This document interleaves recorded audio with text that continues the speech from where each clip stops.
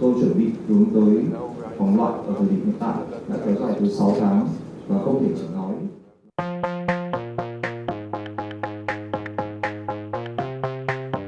Piala Asia di Qatar diwacanakan akan menggunakan VAR. Pelatih Vietnam Philippe Troussier kaget dan katakan hal mengejutkan.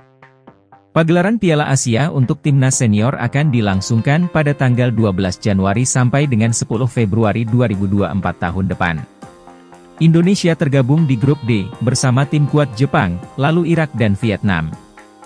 Dalam hal ini, banyak netizen yang menyebut kalau Indonesia tergabung dalam grup yang berat, atau bisa disebut sebagai grup neraka. Karena harus menghadapi Raja Asia Jepang, dan tim kuat lainnya Irak. Sedangkan Vietnam dirasa masih cukup berimbang, dan seharusnya bisa dimaksimalkan untuk menang. Secara hitung-hitungan, Indonesia bisa saja keluar sebagai runner-up, asal bisa mengatasi perlawanan Irak dengan kemenangan, biarpun dengan skor tipis.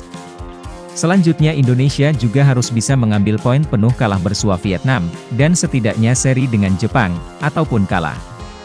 Hal itu secara matematis tentu akan meloloskan Indonesia dari fase grup ke fase selanjutnya.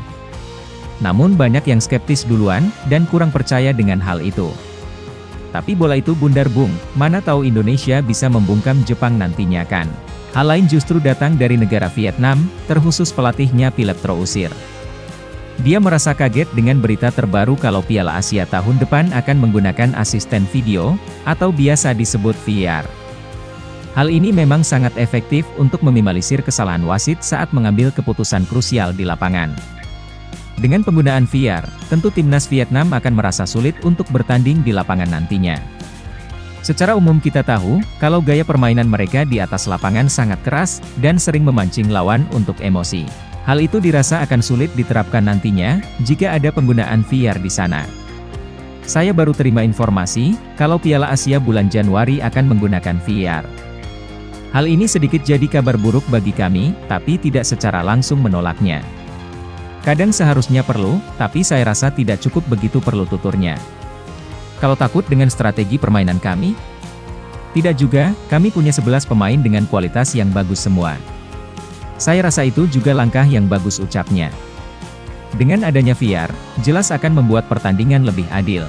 Karena beberapa hal yang sering terjadi di lapangan adalah wasit sering salah mengambil keputusan, dan asisten wasit juga tidak memberikan masukan yang sesuai, sehingga kadang permainan harus rusak karena ulah wasit. Untuk Indonesia sendiri, tentu langkah ini tidak akan jadi masalah, malah sangat amat menjadi berita bagus. Karena dengan adanya VAR, negeri Nguyen tidak lagi bisa bermain kasar dan brutal. Gimana pendapat kalian? Komenlah, jangan diam-diam bye.